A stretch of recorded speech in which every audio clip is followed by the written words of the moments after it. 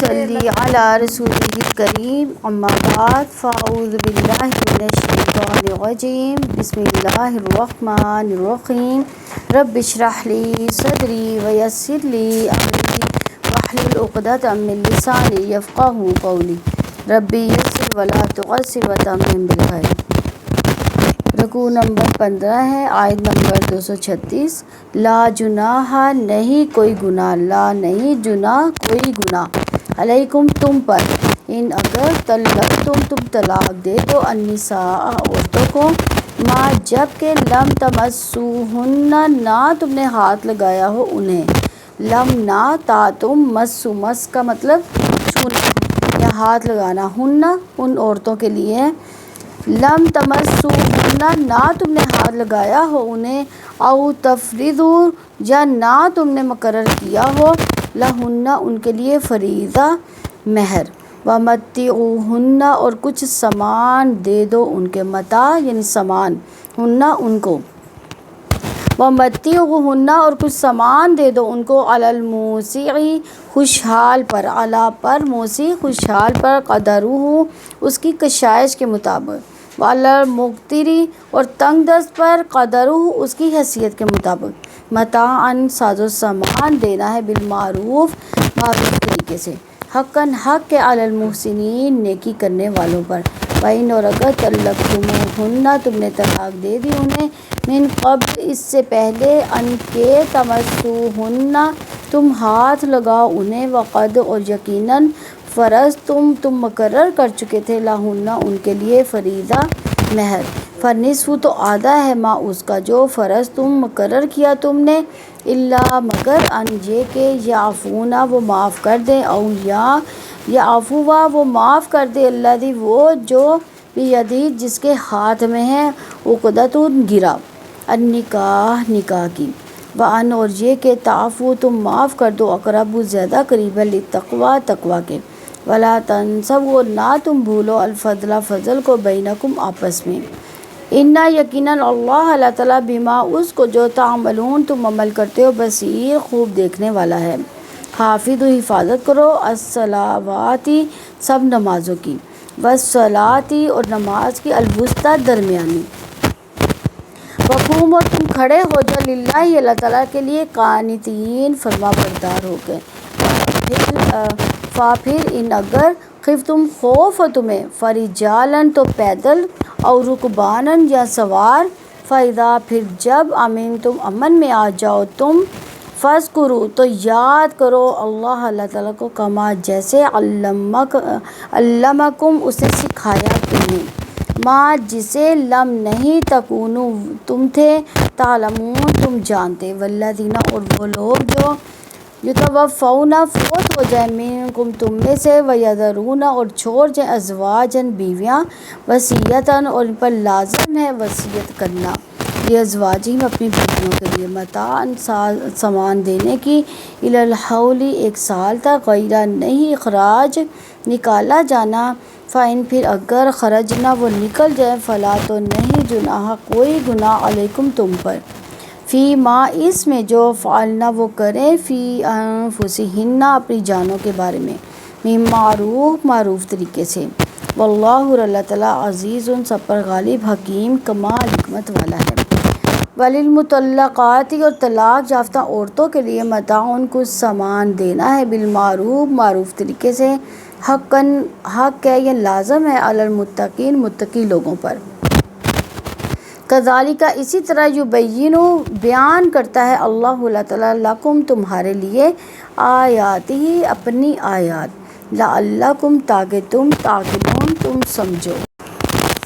رکوع نمبر 15 کی تفسیر دیتے ہیں، آیت نمبر 236 ہے، لا جناح علیکم ان طلقتم النساء ما لم تمسوہن او تفرضوا لہن فریضہ، ومتعوہن علی الموسع قدرہ وعلی المقتر علی المقتری قدرہ متاعا بالمعروف حقا علی المحسنین، تم پر کوئی گناہ نہیں اگر تم عورتوں کو طلاق دے دو کہ تم نے ابھی انہیں ہاتھ نہ لگایا ہو یا ان کا مہر تک مقرر نہ ہو، اور ان کو کچھ سامان دے دو، خوشحال پر اس کی کشائش کے مطابق اور تنگ دست پر اس کی حیثیت کے مطابق۔ معروف طریقے سے ساز و سامان دینا ہے، نیکی کرنے والوں پر یہ حق ہے۔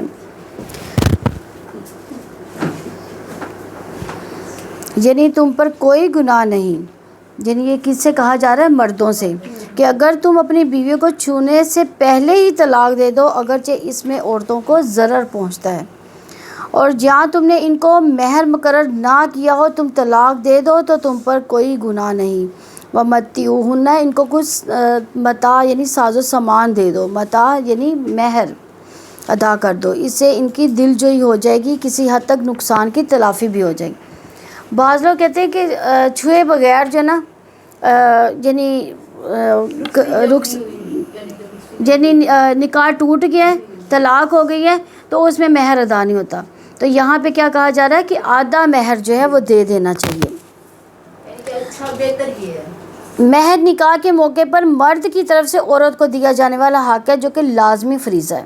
یہ حق مال، زیور، جائیداد وغیرہ کسی بھی صورت میں دیا جا سکتا ہے، اور ہمارے بزرگ جو ہے اکثر کیا کہا کرتے تھے، یہ عورت کو نہیں لینا چاہیے، عورت انکار کر دے، ایسے ہوتا تھا نا، معاف کر دیں۔ اور واقعی مجھے بھی نہیں پتا تھا، میں نے لے لیا تو بعد میں میری امی کہتی یہ تو نے کیا کیا، میں نے کہا پتہ نہیں بہت بڑا گناہ ہو گیا، حالانکہ یہ عورت کا حق ہے، اب پتہ چل رہا ہے کہ یہ عورت کا حق ہے یہ، اور یہ اس کو لینا چاہیے، ایسے نہیں کرنا۔ علی الموسی قدرہ وعلی المقتری قدرہ، خوشحال پر اس کی کشائش کے مطابق اور تنگ دست پر اس کی حیثیت کے مطابق، یعنی مہر جو ہے متاع طلاق جو ہے حیثیت کے مطابق ہے، تنگ دست پر اس کی حیثیت کے مطابق ہوگا، یعنی اگر مرد جو ہے اس کو زیادہ خوشحال نہیں ہے تو اس کی حیثیت کے مطابق ہوگا، اور خوشحال پر اس کی حیثیت کے مطابق، یعنی اگر مرد خوشحال ہے، اس کے پاس زیادہ مال و دولت ہے تو اس کو اتنا ہی دینا چاہیے جتنی اس کے پاس گنجائش ہے۔ سیدنا ابن عباس رضی اللہ عنہ فرماتے ہیں طلاق کے بعد اعلیٰ درجے کا متاع خادم ہے، درمیانی درجے کے روپے پیسہ اور ادنا درجے کا کپڑا ہے۔ تو متاع طلاق ہر قسم کی طلاق یافتہ عورت کے لیے ہے۔ تو متاع طلاق کی حکمت اس کی یہ ہے کہ اس کی وجہ سے تلخی اور کشیدگی کم ہو جاتی ہے، یعنی آپس کی جو تلخی ہیں وہ ختم ہو جاتی ہیں۔ عورت کی دل جوئی کی وجہ سے مستقبل کے جھگڑوں کا امکان کم ہو جاتا ہے۔ عام طور پر ہمارے یہاں طلاق کے موقع پر ایسے برے طریقے سے رخصت کیا جاتا ہے کہ دونوں خاندانوں کے تعلقات ہمیشہ کے لیے ختم ہو جاتے ہیں، وہ ملنا بھی نہیں چاہتے۔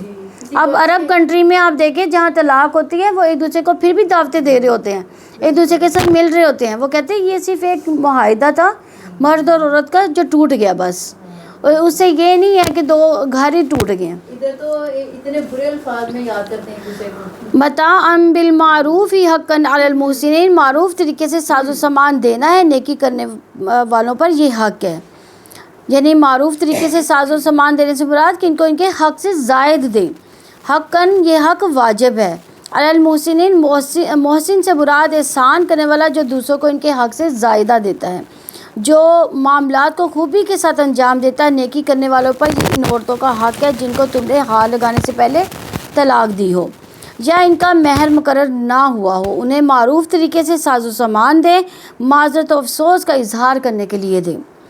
آیت نمبر 237 ہے، وَإِن طَلَّقْتُمُوهُنَّ مِن قَبْلِ أَن تَمَسُّوهُنَّ وَقَدْ فَرَضْتُمْ لَهُنَّ فَرِيضَةً فَنِصْفُ مَا فَرَضْتُمْ إِلَّا أَن يَعْفُونَ أَوْ يَعْفُوَ الَّذِي بِيَدِهِ عُقْدَةُ النِّكَاحِ وَأَن تَعْفُوا أَقْرَبُ لِلتَّقْوَىٰ وَلَا تَنسَوُا الْفَضْلَ بَيْنَكُمْ إِنَّ اللَّهَ بِمَا تَعْمَلُونَ بَصِيرٌ۔ اور اگر تم نے انہیں طلاق دے دی ہے اس سے پہلے کہ تم انہیں ہاتھ لگاؤ اور تم ان کے لیے مہر بھی مقرر کر چکے ہو، تو جو تم نے مقرر کیا اس کا نصف لازم ہے، مگر یہ کہ وہ خود معاف کر دے یا وہ مرد معاف کر دے جس کے ہاتھ میں نکاح کی گرہ ہے، اور تقویٰ کے زیادہ قریب یہی ہے کہ تم معاف کر دو اور آپس میں فضل کو فراموش نہ کرو، یقیناً تم جو کچھ کرتے ہو اللہ تعالیٰ اس کو خوب دیکھنے والا ہے۔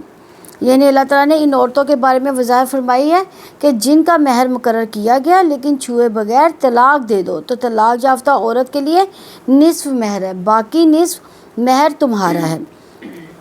تو اگر شوہر نے عورت کو خلوت سیاح سے پہلے طلاق دے دی، مہر مقرر تھا، ایسی صورت میں شوہر کے لیے لازم ہے کہ نصف مہر ادا کرے سوائے اس کے کہ عورت مہر کا حق معاف کر دے، یعنی اگر وہ خود معاف کر دیتی ہے تو پھر کوئی گناہ نہیں اس پر۔ تو مہر کی 4 شکلیں ہیں، نکاح ہوا، نہ مہر مقرر ہوا، نہ رخصتی ہوئی تو متاع طلاق ہے۔ نکاح ہوا، مہر مقرر ہوا، رخصتی نہیں ہوئی تو آدھا مہر ہے، اور نکاح ہوا، مہر مقرر نہیں ہوا، رخصتی ہوئی تو مہر مثل ہے۔ نکاح ہوا، مہر مقرر ہوا، رخصتی ہوئی تو پورا مہر ہے۔ مہر مثل سے ناظرین کو جو ان کے درمیان رائج ہوگا، ہاں جی، جو انہوں نے آپس میں ڈیسائیڈ کیا ہوگا۔ الا ان یعفون ان یعفو والذی بیدہ عقدۃ النکاح، مگر یہ کہ وہ خود معاف کر دے یا وہ مرد معاف کر دے جس کے ہاتھ میں نکاح کی گرہ ہے، یعنی مگر یہ کہ وہ عورتیں معاف کر دے جبکہ ان کا معاف کرنا صحیح ہے۔ وہ مرد معاف کر دے جس کے ہاتھ میں نکاح کی گرہ ہے، اس سے مراد شوہر کے نہ کہ ولی، کیونکہ شوہر ہی وہ شخص ہے جو نکاح کی گرہ کھول سکتا ہے، یعنی وہ طلاق دے سکتا ہے۔ عورت کے ولی کے لیے تو درست ہی نہیں کہ وہ عورت کے کسی حق واجب کو معاف کر دے، کیونکہ نہ وہ مالک ہے نہ ہی وہ وکیل ہے۔ نکاح کی گرہ شوہر کے ہاتھ میں ہوتی ہے، تو شوہر کے معاف کرنے سے مراد کہ شوہر اپنا حق یعنی نصف مہر معاف کر دے اور عورت کو پورا مہر ادا کر دے۔ وَأَن تَعْفُوا أَقْرَبُ لِلتَّقْوَىٰ، اور تقویٰ کے زیادہ قریب یہی ہے کہ تم معاف کر دو، یعنی اللہ تعالیٰ نے معاف کرنے کی طرف رغبت دلائی کہ معاف کرنا تقویٰ سے زیادہ قریب ہے۔ معاف کرنا احسان کا کام ہے جو شرح صدر کا باعث بنتا ہے۔ مومن کو نیکی اور احسان کے کاموں میں پیچھے نہیں یہ رہنے دیتا۔ وَلَا تَنْسَوْا الْفَضْلَ بَيْنَكُمْ، اور آپس میں فضل کو فراموش نہ کرو، یعنی اللہ تعالیٰ نے فضل احسان کرنے کی ترغیب دلائی۔ فضل سے مراد احسان اور مودت یعنی محبت۔ مجاہد رحمہ اللہ نے فرمایا کہ مرد کی طرف سے پورے مہر کی ادائیگی اور عورت کی جانب سے اپنا حصہ چھوڑ دینا۔ تقویٰ اور احسان کی تلقین میں بڑی حکمت ہے۔ تقویٰ اللہ تعالیٰ کے خوف کی وجہ سے مومن کو یہ احساس رہتا ہے کہ سارا معاملہ اللہ تعالیٰ کے حضور پیش آنا ہے۔ اسی طرح معاملات احسان کی صورت اختیار کرنے لگتے ہیں۔ احسان کرنے والا مرد عورت کو پورا مہر ادا کر کے اپنا حصہ معاف کر دیتا ہے۔ کسی حکم کو اس کی اصلی روح کے ساتھ عمل میں لانے کی کے لیے ضروری ہے کہ معاشرے کے افراد ایک دوسرے کے ساتھ حسن سلوک کا جذبہ رکھتے ہوں۔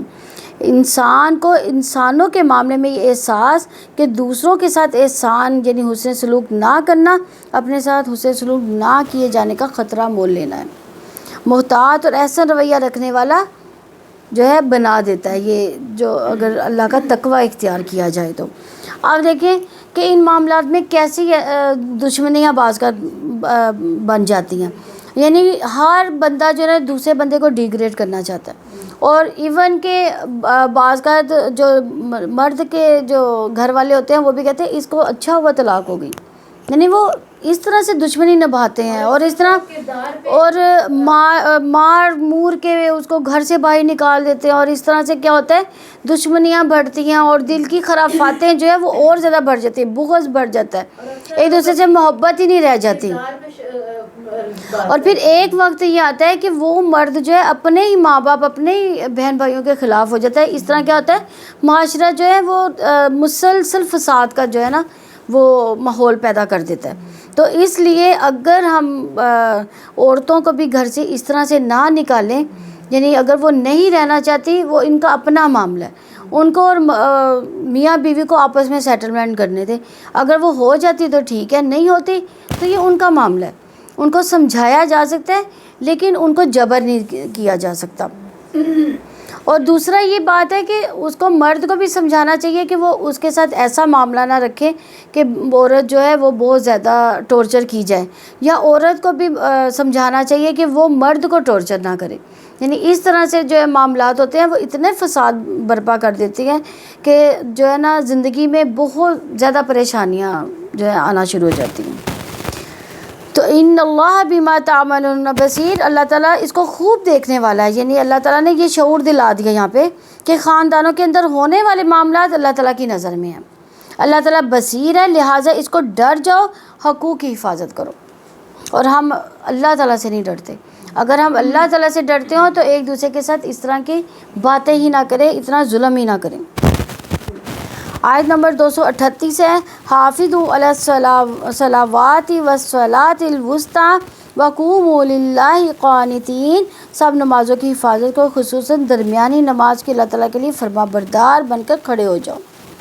یعنی اللہ تعالیٰ نے نمازوں کی حفاظت کا حکم دیا۔ نماز کی حفاظت کا مطلب کہ انہیں وقت کی پابندی کے ساتھ، تمام واجبات مستحبات کے ساتھ، خشوع و خضوع کے ساتھ، مشروط ارکان کا خیال رکھتے ہوئے ادا کیا جائے۔ نماز کی حفاظت کے ساتھ تمام عبادات کی حفاظت بھی ہو جاتی ہے۔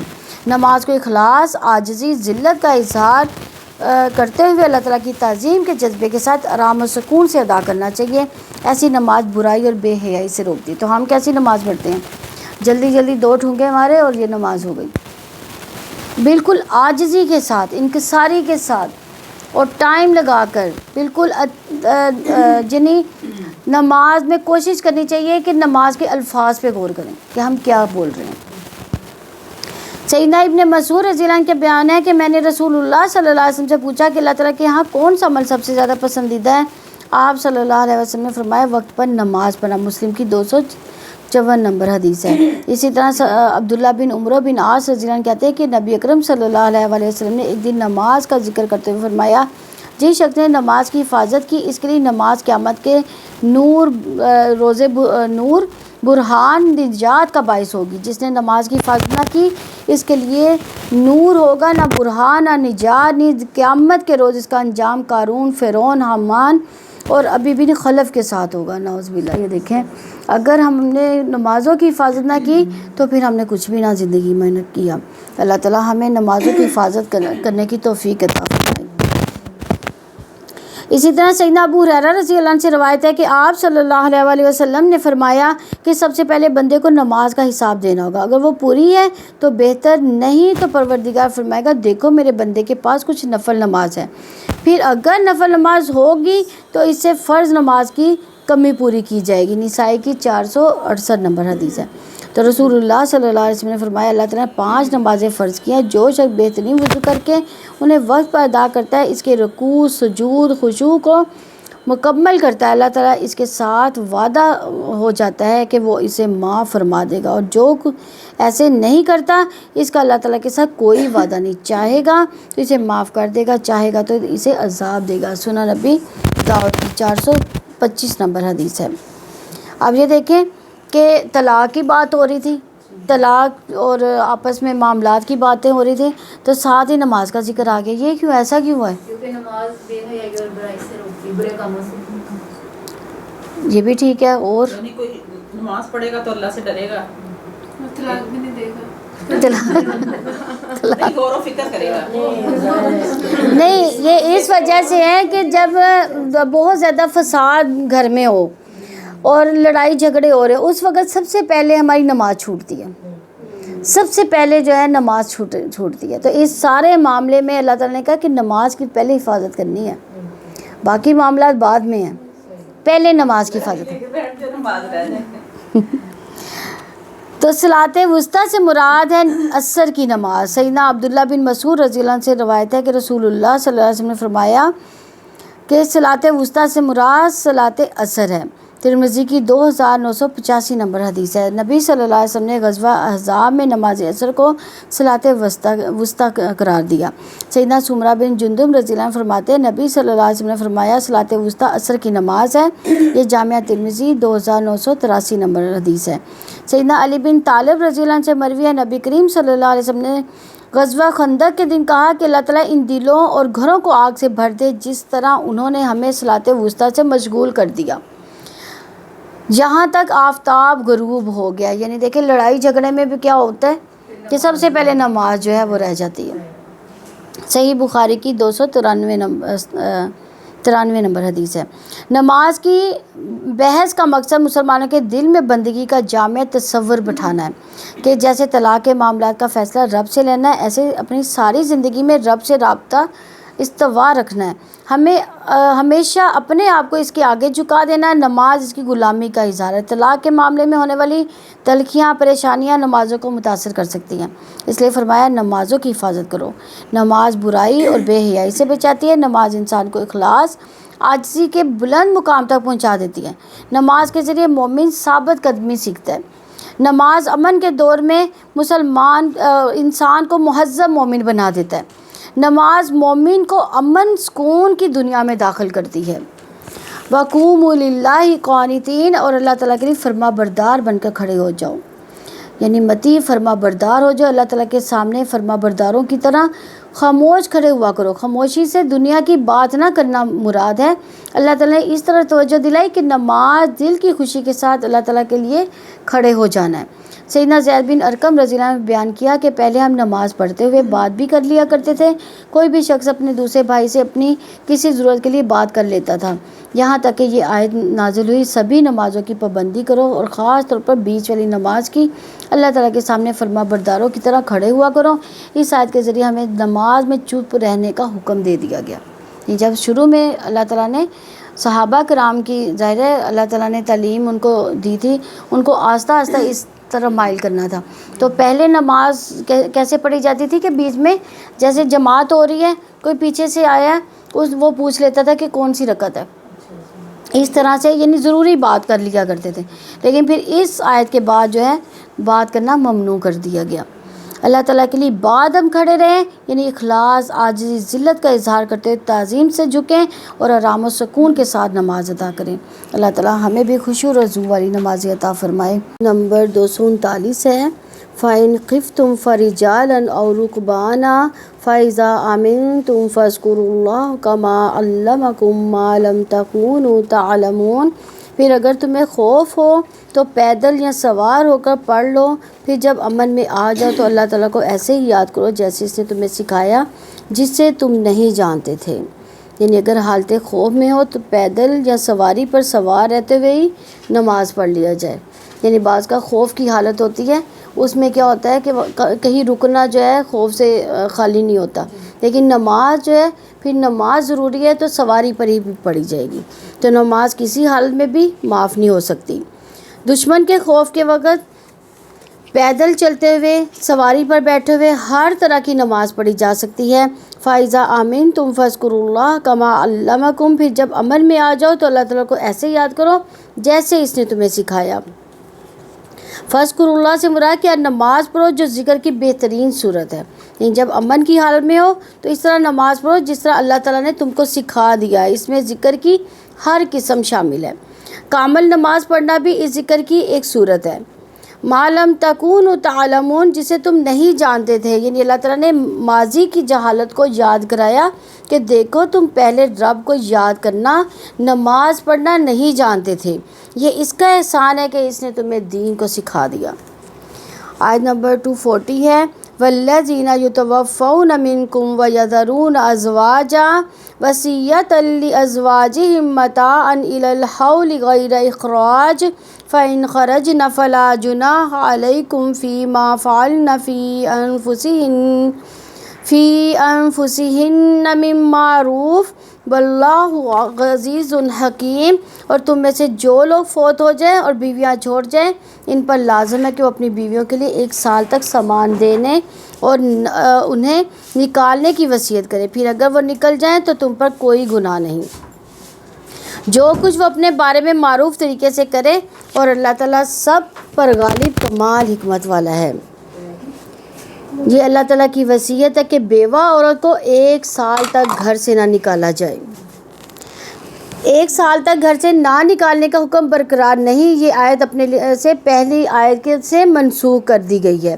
وَالَّذِينَ يُتَوَفَّوْنَ مِنْكُمْ وَيَذَرُونَ أَزْوَاجًا يَتَرَبَّصْنَ بِأَنفُسِهِنَّ 4 أَشْهُرٍ وَعَشْرًا، اور جو لوگ تم میں سے وفات پا جائیں اپنے پیچھے بیویاں چھوڑ جائیں، وہ اپنے آپ کو 4 مہینے 10 دن تک انتظار کریں گے۔ یعنی پہلے عدت کتنی تھی؟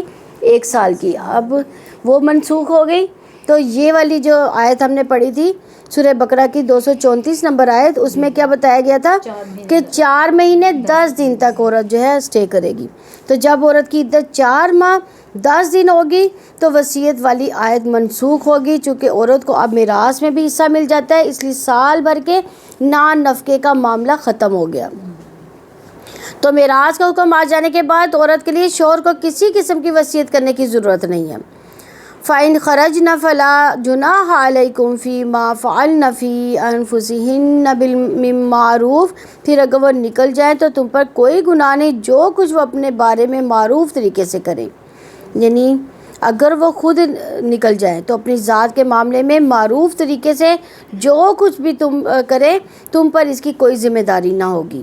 یہ اسلامی تعلیمات کی وسعت ہے کہ بیوہ عورت کو یہ اختیار دیا گیا کہ وہ اپنی آئندہ آنے والی زندگی کے بارے میں معروف طریقے سے فیصلہ کر سکتی ہے. اسے زمانہ جاہلیت کے رسم و رواج کی نظر نہیں کیا جا سکتا کہ وہ مردوں کے ظلم و ستم کا جو ہے وہ شکار ہوتی رہے یا اس کو برداشت کرتی رہے. واللہ عزیز حکیم، اور اللہ تعالیٰ سب پر غالب کمال حکمت والا ہے. اس سے مراد اللہ تعالیٰ اپنے امر پر غالب ہے. حکیم، اللہ تعالیٰ کمال حکمت والا، اپنے احکامات اور قوانین میں وہ حکیم ہے. آیت نمبر 241 ہے وَلِلْمُطَلَّقَاتِ مَتَاعٌ بِالْمَعْرُوفِ حَقًّا عَلَى الْمُتَّقِينَ، اور طلاق یافتہ عورتوں کو معروف طریقہ سے کچھ سامان دینا متقی لوگوں پر لازم ہے. طلاق یافتہ عورتوں کو بھی کچھ دے دلا کر رخصت کیا جائے گا، اس لیے کہ وہ اللہ تعالیٰ کے نام پر مردوں کے لیے حلال ہوتی ہے. اس سے یہ پتہ چلتا ہے کہ متاع طلاق واجب ہے. حقاً علی المتقین، متقی لوگوں پر لازم ہے. میں اس جانب توجہ دلائی گئی اس میں کہ مردوں کو یہ زیب نہیں دیتا کہ وہ اپنے عورتوں پر ظلم کرے یا زیادتی کرے. 242 نمبر آیت ہے کذالک یبین اللہ لکم آیاتہ لعلکم تعقلون، اسی طرح اللہ تعالیٰ اپنی آیات تمہارے لیے کھول کر بیان کرتا ہے تاکہ تم سمجھو. یعنی اسی طرح اللہ تعالیٰ اپنی آیات حلال حرام فرائض و حدود امر نہیں کھول کھول کر تمہارے سامنے بیان کرتا ہے تاکہ ذرا سا بھی ابہام نہ رہے اور تم ضرورت کے وقت فائدہ اٹھا لو. لعلکم تعقلون، تاکہ تم سمجھو. ان کا اصل مقصد تمہیں سمجھ آ جائے، کیونکہ جو سمجھے گا وہ عمل کرے گا. اللہ تعالیٰ نے خاندانی زندگی کے اختتام پر پیدا ہونے والی الجھنوں کو واضح کیا ہے. پہلی، جب عورت بیوہ ہو جائے تو اس کے حقوق کیا ہیں. دوسرا، جب عورت کو طلاق دے کر علیحدہ کر دیا جائے تو اس وقت کیسے اس کی دلجوئی کرنی ہے. تیسرا، اللہ تعالیٰ نے اپنے احکامات کو واضح کر کے حقوق بھی دلائے، تلخیاں بھی ختم کی اور احسن انداز میں نئی زندگی شروع کرنے کے راستے بھی ہموار کر دیے. عقل والوں کے لیے معاشرتی زندگی کے بہترین احکامات نشانی ہے کہ یہ کسی انسان کا کلام نہیں، رب کا کلام ہے. الحمدللہ ہمارا 15واں رکوع ہے کمپلیٹ ہوا.